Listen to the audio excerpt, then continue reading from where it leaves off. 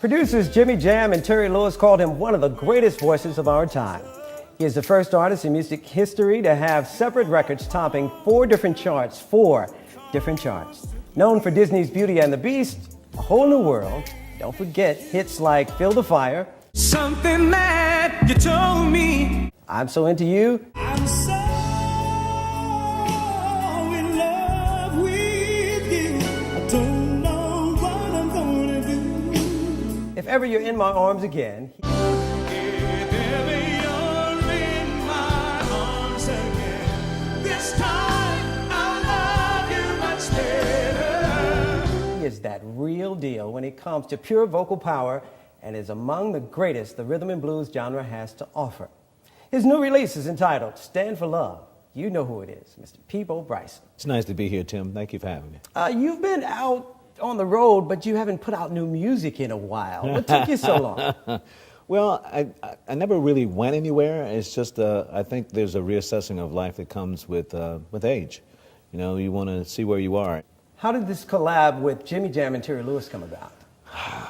We've always threatened to work with each other, but you know, it's the perfunctory. We should work together. We exchanged numbers, but nothing really came of it. But there's a project, a Japanese project that actually brought us together. In Japan, we have a mutual friend who was doing was working with one of the Japan's actually biggest artist, Yukari Hutaru, who I had the great pleasure of doing a song with on a project that was a dedication to her, and it was produced by Jam and Lewis. So we finally got to work together, but it was, you know, not like we wanted to work together. So we decided that we were going to make working together as a solo project really happen, and I couldn't be happier than to have the blessing to be able to work with them, and that. My question to them was, can you make me relevant in any music conversation today without destroying what it's taken me a lifetime to accomplish? And they didn't even bat an eye. They stretched me out, and that's good. I wanted them to stretch me out. I wanted them to challenge me. But I found that my experience with them was totally unique. In all the years I've been in this business, I've never had a more pleasant recording situation. A lot of people talk about you being this great ballad singer, and there's not a lot of people out here like you today. Stephanie Mills might be one of the only people that I know who tackled one of the songs that you did, Feel the Fire, and did it justice. Well, because when you did Feel the Fire, you killed it. He killed it, packed it up, took it home. I mean, Peabo killed it. Reach out and touch me. Something that you told me.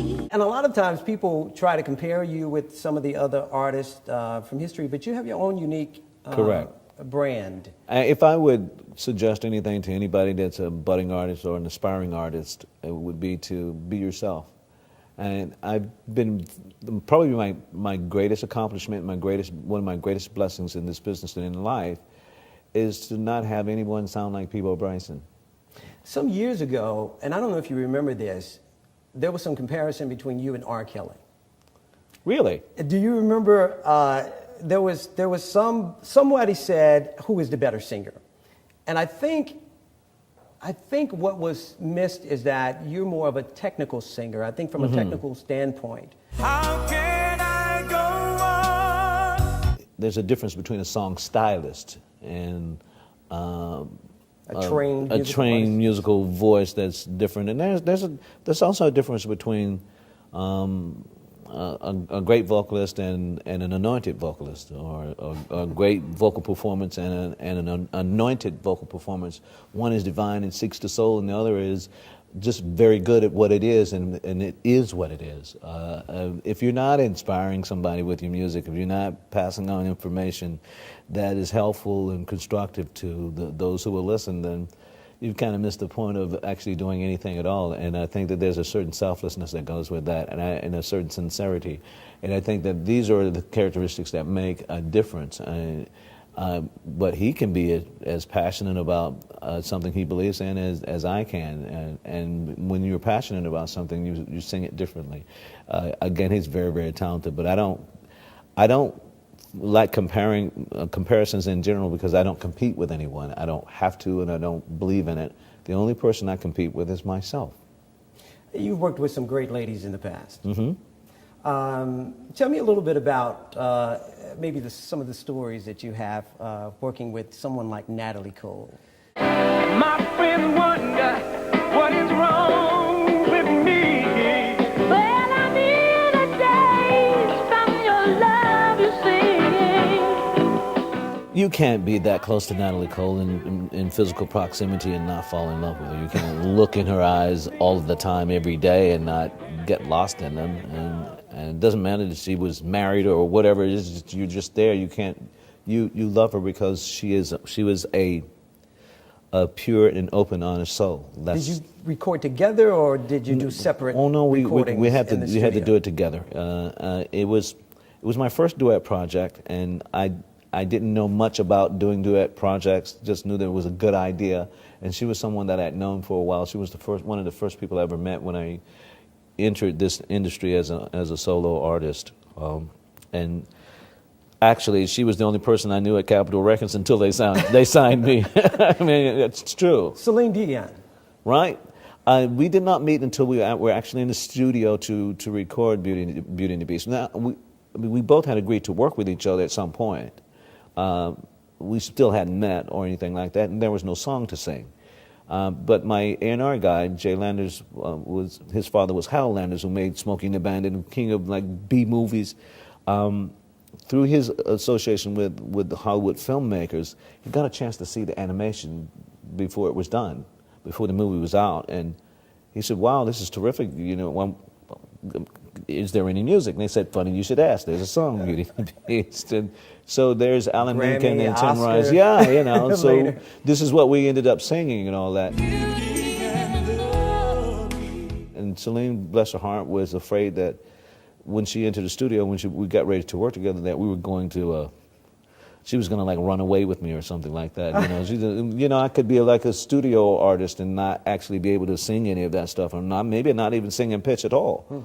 So she's looking at me through this glass, and we're going, and she sends me a little bit of something, and I send it back, and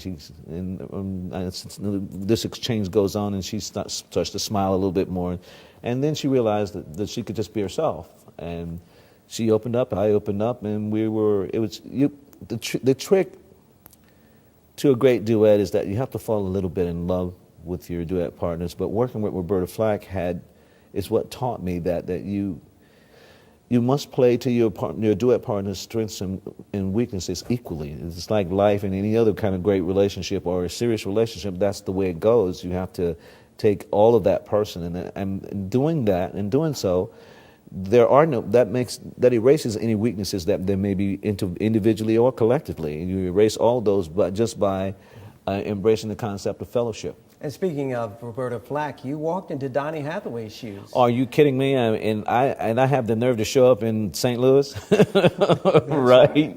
You know, his birthplace. Over and over again, I try to tell myself that we. Donny Hathaway changed my life in terms of he gave validation to my concept that you can sing a melody and make it pay, that you can actually adhere to the rules of music and still make it work and still be considered outrageous or considered to be coloring outside the box. You can do all those things, but there's a basic music structure that adheres to basic music rules that he kept. And so I felt Were you the first duet partner she had after him? Exactly. And it was like, why she chose me, I still can't tell you, Tim, if I'm honest. I don't know. It's probably the greatest compliment anybody's ever paid me was to do it. And Regina Bell. If it's a difficult song to sing, then Regina Bell is going to eat it live. That's just the way she's. I think it's all that Rutgers training or whatever that is that she did there with the vocal thing at Whole Rutgers. New World? Whole New World was. Yes. It's a difficult song to sing. It's a lot more difficult than even Beauty and the Beast. Octaves in that? Well, why is it difficult? It's difficult in just that you have to understand something about the Disney songs. For us, you know, they don't come with like instructions or a model or anything like that. It's only individual interpretation. I can open your eyes. No one's there to even suggest anything.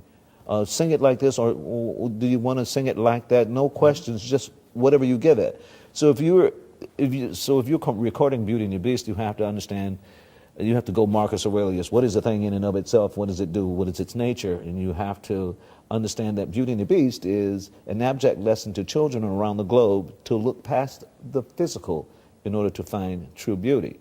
If you don't have that in mind when you're singing it, when you're recording it, then you've kind of missed the point, and there's something a little insincere about what it is that you're doing. A Whole New World represents every hope and promise and every dream that anybody's ever going to have. Let's rewind just a little bit. Go on then. Too, and talk about, you grew up somewhat on a farm, a little bit. Yeah. You said half on the farm with grandparents, 2 sisters, 1 brother. Right. Where did your love of music come from? I think the love for music is inherent. I think you're born with it. And growing up in a house where my mother loved music, loved. My mother had the most beautiful voice I've ever heard, and she could never sing in front of anybody but maybe 5 people. Me and my siblings and her mother. And what did you guys listen to? What did your mom listen to? A little bit of everything. Unfortunately for us, my mother being such a music lover, in my hometown of Greenville, South Carolina, having a 5,000-seat auditorium meant that every artist was going to come to my hometown at some point, and basically most of them on the same show at one time. If you saw the books that they sold of artists that were in the concert and all that, if you saw the lineup, it would be astounding. So my grandmother would like, okay, I'll keep the 2 youngest kids, but you're taking the 2 oldest ones with you. So I got a chance to see Sam Cooke maybe 12, 15 times. Oh man, there ain't nothing like twisting the night away. Live and on the same show with Jackie Wilson when Lonely Teardrops was a single. Wow. Sam Cooke's single at the time was a song called Shake. He was really coming up from underneath the secular cloud and was wanting to raise his game in terms of reaching more people.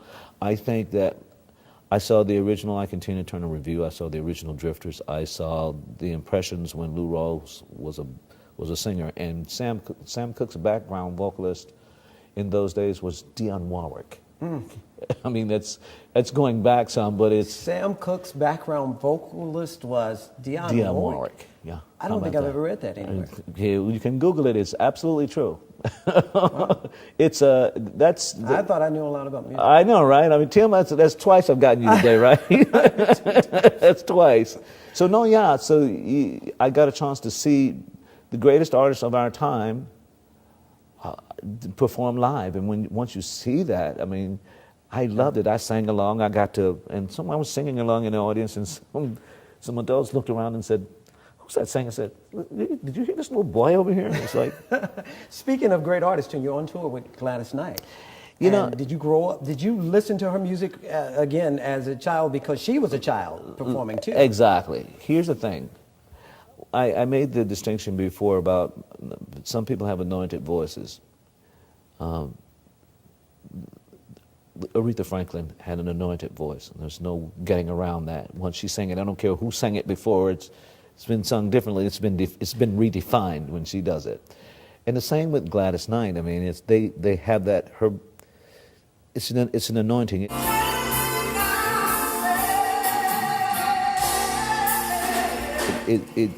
It calls out to the soul. It really does. I mean, and not everybody has that, and they had it in spades. To share a stage with, and it's not our first time, but it's always a pleasure. It's always been a pleasure, and always been, I think, not just a blessing, but an honor to share a stage with someone that redefines a ballad in a way that nobody else can. The way she does it, when she's feeling pain, the whole world is feeling pain. If she's feeling hopeful, the whole world is feeling hopeful. Whatever it is that she's feeling, and whatever it is that she's portraying in her music and through her vocal talent, you feel it to your very soul. How do you juggle all of this? You are a new father. New father, 9 months old. He is a new father. He's got a 9-month-old. My little man. My man. Tim, it's got to be done. Somebody's got to do it. This is a new marriage, right? Yeah, I've only been married the once. I've been engaged like a ton. Okay. And everybody knows that I've been engaged a bunch, but I've only been married the This once. must have been the right one. Well, it had to be. And you know, I was encouraged by Aretha Franklin, my friendship with her. One of the things that, one of the legacies that she left me was she always encouraged me to hold out and try to find that thing, that person that was meant for me. And she knew I was holding out. I mean, I knew she was holding out, but but we knew that about each other, and she never discouraged me about that. And I was 56, I think. I found it. You know, I just looked across the stage, and there she was, and Did you sing to her? You know, I don't sing at home. Oh. Sorry. Well, we were singing because she was. My wife was in a British girl band, so Okay. she's got more videos than I do. So I mean, it wasn't like she doesn't know what the business is, or she has her own fans and all that kind of stuff. But she was doing background vocals for this program I was doing in the UK, and I looked across the stage, and there she was. And I knew in that moment that my music had caught up with me finally. You know, so we got married. And one of the things I promised when we got married was that I would try. You know, because I knew that was something that was important to her. She's young enough to want children and young enough to have them. So it's not something you want to take away from somebody that represents the most important relationship that you've ever had in life. So, and if I'm honest, I wanted a little boy, and I. Tell me, people, what do you like performing most on the stage? What song gets the crowd going out there? The things that are important to me, one of the reasons I stayed away so long is that I was establishing all of that, what my life is, what's important to me, and reestablishing and repositioning my priorities. Mm-hmm. And once you do that, then it's easy to write a great song like, or to help write a great song like Love Like Yours and Mine is about. I'm not sure how that goes. Well, Love Like Yours and Mine is let's see, Yeah. it's. You are my impossible. You know you're everything to me. Can you see? You are my puzzle so unsolvable. You're my greatest mystery. Eternally, there is no love like yours, yours and mine. It's one of a kind. Peapo's latest single, A Love Like Yours and Mine, is an adult R&B top 10 Billboard single. Stand for Love is now available just not worldwide just in Stand for stores Love. and on music streaming There you go. platforms. There you go, all music streaming Thank platforms. you. And the new single is called All She Wants to Do Is Me, which is every All she wants to man's do dream. is me. Thank you for being here. Tim, I it was a appreciate pleasure, your man. time. Thank you. Peabo Bryson, everybody. We're about to party, so let's get started.